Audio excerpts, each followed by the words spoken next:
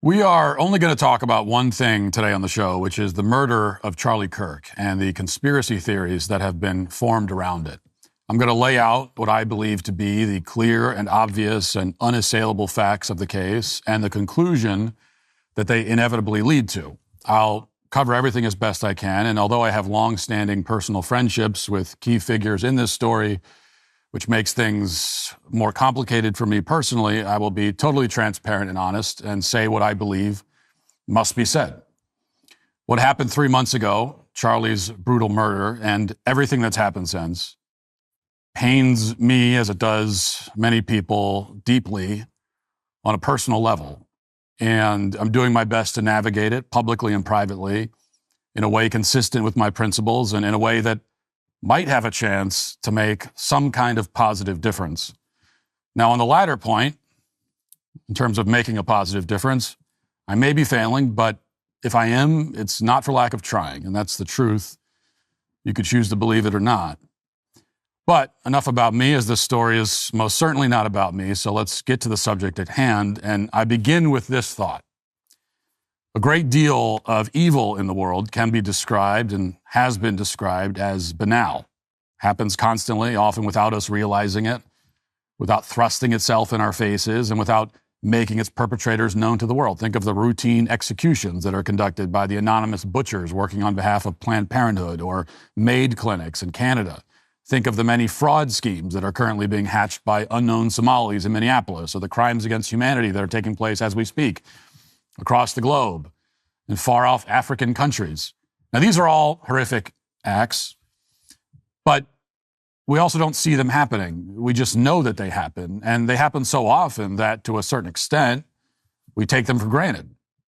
And therefore, whether we realize it or not, we can discuss these evils with a certain clarity and calm. Now, the brutal murder of Charlie Kirk was not a banal act of evil. There was nothing routine or mundane about it. Footage of Charlie's public execution was beamed to hundreds of millions of people across the world. His death was far more gruesome than any depiction in a film could ever be, and it was streamed in far higher resolution than any other documented political assassination in the history of the world. Outside of military veterans, many of whom suffer for the rest of their lives because of what they've seen on the battlefield, it's highly unlikely that any of us had ever witnessed the devastating and immediate effects of a sniper shot to a man's neck. I know that I had never seen such a thing, and I certainly had never seen it happen to a friend. But whether you were a friend of Charlie or not, whether you agreed with his politics or not, the point is that you had never seen anything like that event. And then on September 10th, that changed. And what you saw, if you have a conscience at all, changed you. How do normal human beings respond when they're confronted against their will with a sight like that? Well, there's no playbook to follow. There's no precedent to guide us. There's no research or peer-reviewed study that can walk us through it. The honest answer is we have no idea. We figure it out as we go. And some have preferred not to talk about what happened. Others have spoken up as often as they possibly can. And we can now say with some certainty a very large number of people have concocted or come to believe highly incredible theories to explain Charlie's death. Theories that, if true, would defy any semblance of common sense and cause more international incidents than both world wars put together. These kinds of theories can, in many cases perhaps, plausibly be explained, at least in part, as a psychological defense mechanism, a way for many people who are effectively in a state of shock to make sense of something horrible and unprecedented. Conspiracy theories always pop up around tragedies of this sort. Think of the Sandy Hook theories, many other examples. And I believe this happens, and I've said many times, at least in part, because people are trying to take something ghastly and shocking and make it comprehensible by turning it into a kind of cinematic plot line. But over time, as we all know, shock wears off, and eventually the perpetrators of even the most grotesque acts of evil, through the passage of time and the arrival of more information, begin to remind us of the perpetrators of banal acts of evil, the ones we're all familiar with. Especially when they're caught, these killers lose the mystique that they had when they were on the run or when they were squirreled away in solitary confinement somewhere. The reason people still talk about Jack the Ripper while nobody knows the name Gary Ridgway anymore is that Ridgway was identified, arrested, and put on trial. There was a public catharsis. And when something like that happens, we have an opportunity to regain our senses, to understand the threat we face, and to proceed with clear heads and restrained emotions as we work to eliminate the threat and move on with our lives to the extent that it's possible for us to do so. Yesterday, just over 3 months after Charlie Kirk was murdered, one of those moments of public catharsis took place in a courtroom in Utah. The man alleged to be responsible for Charlie's death, Tyler Robinson, appeared in person in court for the first time since the assassination. And note that I say the word alleged only in the journalistic sense that we traditionally use it to describe accused criminals before they're convicted in a court of law. But in reality, from my point of view, Tyler Robinson is not just alleged to be the killer. He is the killer. His guilt is plain as day. And I will explain why in a moment. Now, during his appearance, Robinson repeatedly grinned and smiled as if he was enjoying himself. This is a man who has clearly benefited from the many fanciful stories that have been told about Charlie's death. His expression is the demonic grin of a sociopath. It's a grin that we've seen from many other sociopaths over the years, from Luigi Mangione to Brian Koberger. It's familiar. And therefore, the images from the courtroom yesterday are not confounding or shocking. They're sobering. And they aren't particularly difficult to decode. Now, at the risk of understatement, this does not look like footage of a man who's being framed for murder or somebody who's terrified and confused. He looks a lot like many other narcissistic, sociopathic murderers who've been in the exact same position. You know, there's been a lot of conversation about vibes and feelings, people claiming that various figures involved in this saga give off bad vibes or give them a weird feeling. Needless to say, vibes and feelings do not constitute evidence of anything. But it's worth asking anyway. What kind of vibe does Tyler Robinson give off? Can anyone honestly say you get the vibe that this is an innocent man being railroaded by powerful forces involved in a global conspiracy?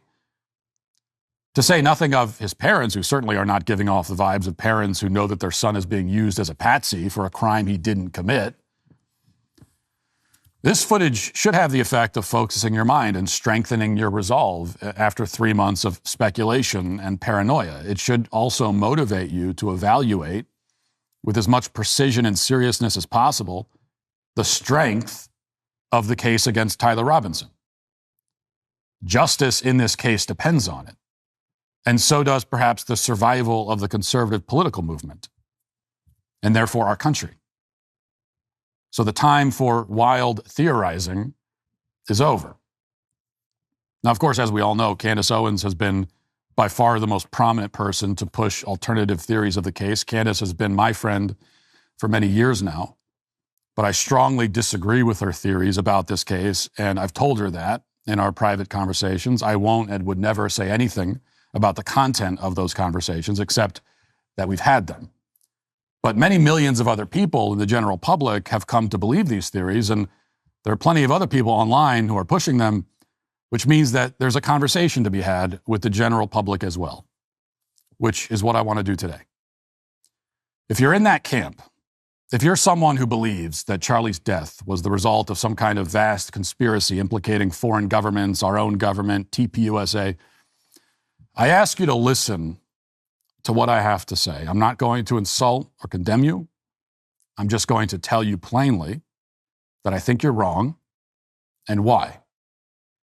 Guilt is established through evidence, and the evidence, all of the evidence, points in one direction, which isn't to say that there aren't unanswered questions, and it's not even to dismiss the possibility of a conspiracy. There may indeed be a conspiracy of sorts, but it's a conspiracy, if there is one, among left-wing militants in Utah. I'll get to all of that. I just ask that you listen. And we'll start with the evidence, and here it is. DNA recovered at the crime scene from a screwdriver as well as a towel that was wrapped around the rifle used in the shooting both match Tyler Robinson. His DNA was also found on the trigger of the rifle. This is evidence that mathematically excludes any other suspect. It's also evidence that is subject to independent testing by the defense team and which the state crime lab has reviewed separately from the FBI. It's evidence that, even if it were the only evidence, would likely be enough to convict anyone in any court. But it's not the only evidence. Now, additionally, in a text message after the shooting, Robinson said that he wanted to take out Charlie Kirk because he's been spreading hate. He also wrote a note saying, "I have the opportunity to take out Charlie Kirk, and I'm going to take it." The FBI has a photograph of that note. Now, hearing all this, you might say, well, I don't trust the FBI. Maybe they faked the text messages. Maybe they planted the DNA. And it's certainly not unreasonable to distrust the FBI, generally speaking. After all, we've been lied to so many times about virtually everything, from Russiagate to COVID to George Floyd to the assassination attempt in Butler, and so on. The FBI, as an institution, historically, has very little credibility. But here's the thing. The case does not hinge on the credibility of the FBI, not even close. Tyler Robinson's father and mother both recognized their son in the surveillance images from UVU's cameras. Robinson's father also recognized the rifle as the same type of rifle that had been given to his son as a gift. But Robinson didn't provide a photo of the rifle when his father requested one after the shooting. He didn't tell his parents where the rifle was. He also didn't deny committing the crime when his parents asked about it. Nor did Robinson say that the FBI had faked the surveillance images somehow as a way of setting him up as a patsy. And even if you respond to that by saying, well, none of that is true, his parents didn't actually recognize him or turn him in. Well, if that were the case, then the parents who are alive today, you would think would be out in front of cameras every single day, shouting to the heavens that their son is innocent. And they are not doing that. Now, instead, when Tyler was asked why he had killed Charlie, he wondered aloud about whether he should kill himself and stated that Charlie was responsible for spreading evil. And then before going to the sheriff's office, Robinson also posted this message to a group of his friends on Discord, quote, "It was me at UVU yesterday. I'm sorry for all of this." So we have 3 confessions here, one to his parents, one to his roommate, and one on Discord. And the confessions were not obtained by the FBI or coerced in an interrogation room or anything like that. Robinson turned himself in at a sheriff's office, not an FBI field office. A retired deputy sheriff and family friend brought him there. Those local sheriffs were the ones who took the first statements from Robinson's parents, which identified Robinson as the shooter and provided the motive. In literally any other case, for literally any other defendant, if there is DNA evidence and a confession, they will be convicted. And to say that this kind of evidence is not enough, indeed to say that this evidence doesn't even point vaguely to the suspect, is to essentially say that guilt can never be proven in a court of law. And by the way, a police officer at Utah Valley University was the first person to identify where the shooter was located. The FBI was not on the scene at the time. This officer immediately identified where the shot had come from, and he ran to the sniper's nest. According to charging documents, which were prepared by Utah's county attorney, quote, "At the moment of the shot, a UVU police officer was watching the crowd from an elevated vantage point. As soon as he heard the shot, he began to scan the area for threats. Believing the shot came from a rifle because of its sound, he looked for potential sniper positions. He noted a roof area approximately 160 yards away from Mr. Kirk as a potential shooting position and rushed there to look for evidence. When the UVU officer arrived at the position, he, quote, noticed markings in the gravel rooftop consistent with a sniper having lain on the roof, impressions in the gravel potentially left by the elbows, knees, and feet of a person in a prone shooting position. Police reviewed surveillance from the camera covering the roof and discovered that it recorded an individual dressed in dark clothing crossing the railing from the public walkway and drop onto the roof at approximately 12:15 p.m. After a short time, which matches the known time of the shot, the individual arose and ran across the roof to the northeast. This discovery led to an intensive review of UVU surveillance recordings to attempt to track and identify the suspect. Now, notably, this UVU police officer, an unlikely participant in a grand FBI conspiracy by any measure, did not think a mysterious second shooter on a grassy knoll had taken the shot. He zeroed in on the shooting location right away. They checked the cameras, and the cameras provided images of the shooter climbing the steps, who was then identified by his parents. There's also the fact that, according to a former coworker, Robinson always walked around with his fists clenched. Now, this is not the kind of evidence that would convict Robinson on its own, obviously. It's circumstantial. It's not hard evidence. But we have hard evidence, and we have circumstantial evidence. So both the hard evidence and the circumstantial evidence point in one direction. This is from the New York Post, quoting an electrician that Tyler Robinson worked with. Quote, Tyler walked around with clenched fists all the time, like super hard clenched fists. I remember making a joke to him one time when he had his fists like that. I was like, "Are you angry, Tyler?" And he was like, "That's just what I do." He was always soft-spoken, but his fists were always like that. He said, even in the security footage from UVU, you can see he's got his fists clenched tight. And here is that security footage. So that detail from an independent witness is obviously incriminating. So is the fact that after the shooting, Robinson didn't answer his phone or show up to work. Quote, I was shocked when I heard the news yesterday. I was like, it can't be that Tyler. So I called my old coworker at Wild Electric and I was like, hey, did Tyler show up to work today? He was like, no, he was supposed to, but maybe he's at a different site. And I was like, dude, I think Tyler was the one who did the shooting. And he didn't believe me. The man said, adding to his that his subsequent phone call to Robinson went straight to voicemail. Now, in no uncertain terms, the evidence against Tyler Robinson, which comes from multiple independent sources, which is both hard evidence and circumstantial evidence, is overwhelming. I mean, it's easily enough for a reasonable jury to convict him 10 times over.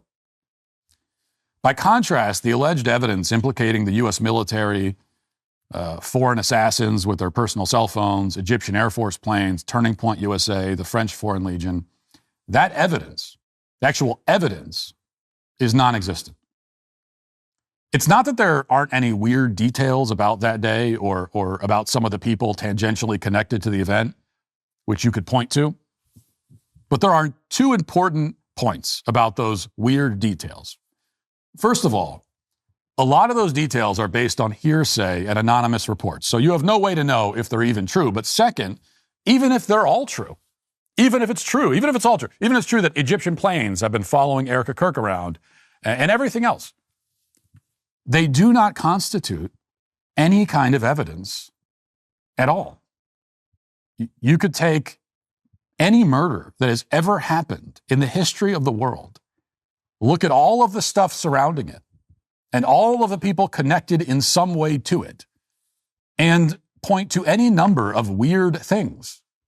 But there's a reason why no competent defense attorney would ever try to get his client off the hook simply on the basis that weird stuff happened on the same day that the murder happened. That is not exculpatory. That is not evidence of anything except that weird things happen. And in that very important respect, the conspiracy theory claims are the exact opposite of the witness testimony and DNA evidence that will be presented at Robinson's trial, all of which will be subjected to cross-examination and independent testing. None of the weird details presented by conspiracy theorists, on the other hand, constitute evidence even remotely. And more to the point, the conspiracy theories make less sense of these facts than the so-called quote-unquote official narrative does. So the conspiracy theorists are positing random circumstantial points as evidence of a theory that itself does a worse job of explaining the points than the theory they're trying to debunk. All of the weird details, again, assuming they're all true, which we can't assume, actually make the conspiracy theory less plausible, not more. If this whole thing was the work of powerful actors at the highest levels of government across the world who plotted, planned, and carried it out, it would be much cleaner. And there would be far fewer weird details for people on the internet to home in on. For example, the conspiracy theories suggest that various powerful governmental forces across the globe conspired to kill Charlie Kirk. And rather than just having him die mysteriously in his home of a heart attack or suicide, which they could have easily arranged, or sniping him while he checked the mail one day and making sure the assassin was never found, which they also could have arranged, they decided to carry out this plot on stage, on camera, using Robinson as a patsy, who they allowed to be captured alive for some inexplicable reason, when they could have just made it a murder-suicide and tied up the loose ends. And on top of all that, we're told that they used the wrong ammunition in the official story. We'll get to that in a second. Along with leaving a trail of various other breadcrumbs that the internet could follow. And on top of that, they somehow convinced Robinson's own parents to go along with this charade, persuading them to offer their innocent son up to be executed, or at least to tolerate him being offered up, while also allowing them to stay alive to tell their tale if they ever choose to. You know, there have been many mass shootings where the shooter kills his family members before turning his gun on the public and then himself. That's an established pattern with these kinds of things. The hypothetical conspirators could have, and obviously would have, arranged all of that in this case, tidily closing the loop and getting rid of anyone who could blow the whistle. Indeed, the whole reason why everybody, I think, rightly assumes that Epstein didn't kill himself is that we know that powerful conspirators aren't just going to leave somebody alive to blow the lid on the whole thing.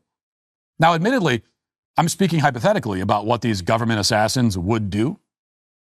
But the conspiracy theorists are also speaking hypothetically, and I'm saying that the facts on the ground don't match their hypothetical at all. A theory is not just an educated guess. A theory, in a scientific sense, is a system meant to explain the facts we observe. We observe objects falling to the ground when we drop them. Gravity is the theory, the system that explains that fact. This is why we say theories should be predictive. They should have predictive power. A theory should predict what we observe in reality. So if you listen to somebody explain the theory of gravity, you would predict, based on that theory, that things would fall to the ground when you drop them. And what do you know? They do. But the conspiracy theory surrounding Charlie's assassination does not make sense of or predict any of the details that it was designed to explain. If you didn't know anything about Charlie or his murder and somebody told you the conspiracy theory, they told you the tale of militaries, intelligence agencies, multi-million-dollar organizations conspiring to kill this man in a highly coordinated, well-funded scheme carried out by specialized and highly trained killers, you would have in your head a picture of this case that would not even slightly resemble the reality. And when you finally read up on the case itself and the actual real-life details, you would be utterly shocked to see the clumsiness, the weirdness, the apparent inconsistencies, and most especially, you would be shocked that all of the people who are being used as patsies in this murder are somehow left alive. You would be shocked that Charlie's murder very much resembles, in every way, the work of an untrained radical whack job and not the work of nefarious global elites. Now, you could argue that nefarious global elites would want it to look like the work of an untrained radical whack job, but the whole reason you formulated this theory is because you say it doesn't look like the work of an untrained radical whack job, even though it does. So your theory collapses in on itself. It eats its own tail. And on that point, we need to talk about one specific insinuation which comes up quite often and which the conspiracy theorists are hanging much of their theory on, which is that Robinson's rifle may not have killed Charlie Kirk because a bullet from that rifle would have decapitated him. Now, this is an insinuation that claims to rely on actual scientific evidence, so it's worth discussing in some detail. Again, even if it's true that the ammunition doesn't match the type of injury Charlie sustained, that inconsistency makes even less sense under the theory that this was all plotted by militaries and governments. Would they not have known this fact about the ammunition?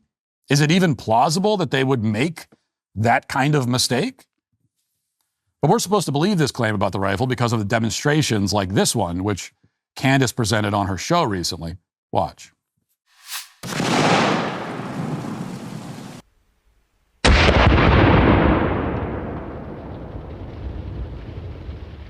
Well, we definitely penetrated our water jugs, and I don't think this is going to help to stop the conspiracy theories. His head fell off. Look at that. I mean, watch that.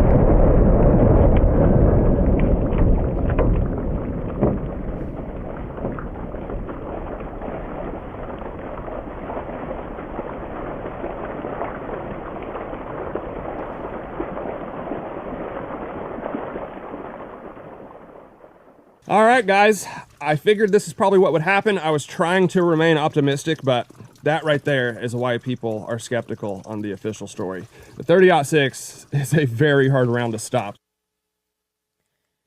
Yeah, so I wanted to show that because I realized there's a bunch of people who may not be gun enthusiasts. Obviously, that channel is dedicated to it. And just so you understand and really appreciate what the federal government is trying to sell to you right now.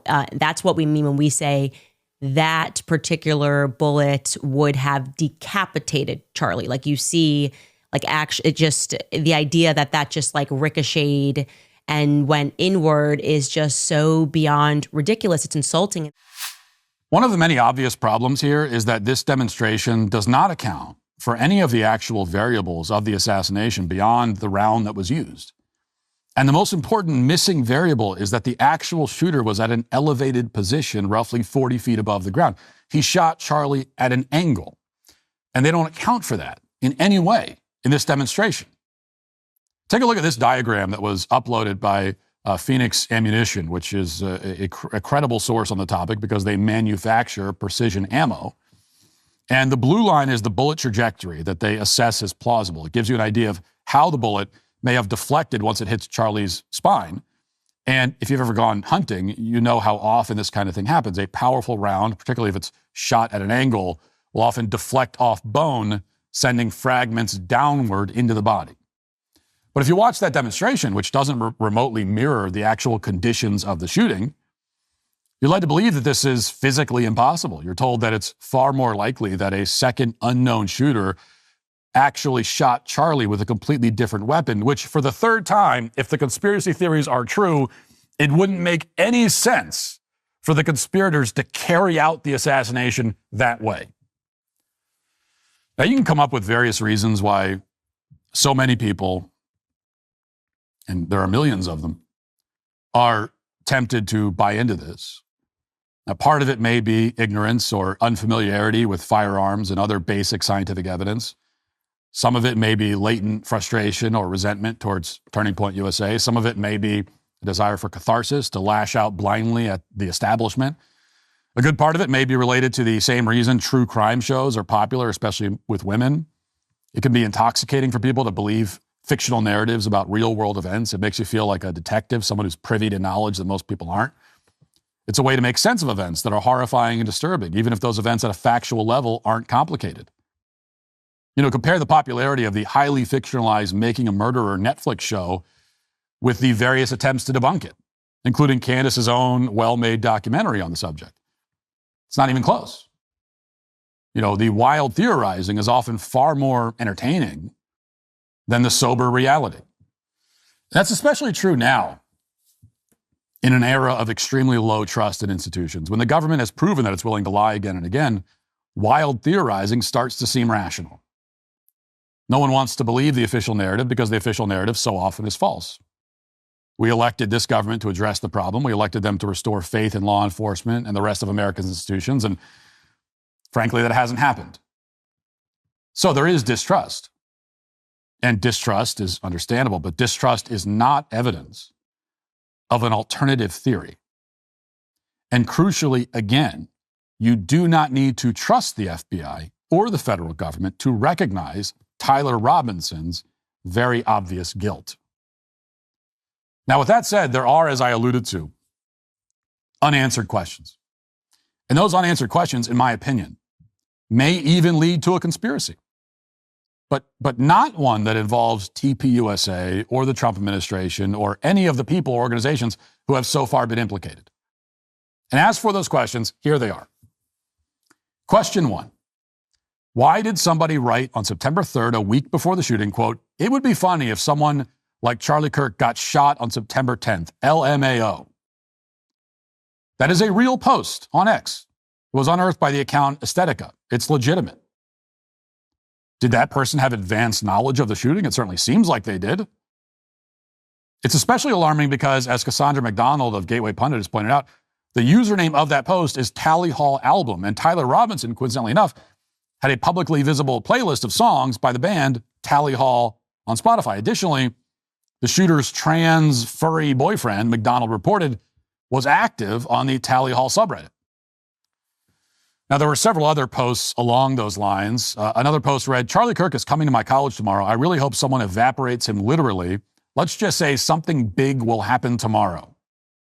Additionally, days before the shooting, somebody else indicated that something big was coming soon. And then after the shooting, the author wrote, well, that's that. And another chud bites the dust. Then there's this one. It's from shortly after the shooting. A trans-identifying individual who is followed by Lance Twiggs on TikTok wrote, we effing did it. Now, whatever happened to those people? The FBI says they investigated them. What did they uncover? Were they cleared? If so, how? And there's a clear public interest in answering that question. It wouldn't interfere with Tyler Robinson's trial. So what's the answer?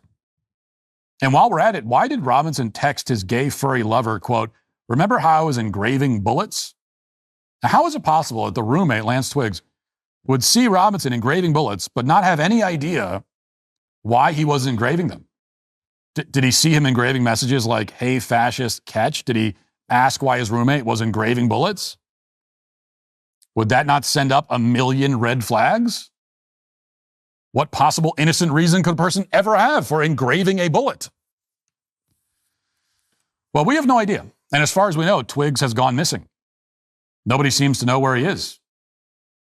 So where is he? And has he actually been cleared of any wrongdoing or foreknowledge of this attack? And what is the group Armed Queers Salt Lake City? And why did they scrub their entire social media presence immediately after the shooting? Now, these are legitimate questions that, for all I know, the government will answer during Robinson's trial. But I think they should address some of these issues now. Even if they have to leak the information through unofficial sources, transparency is obviously necessary.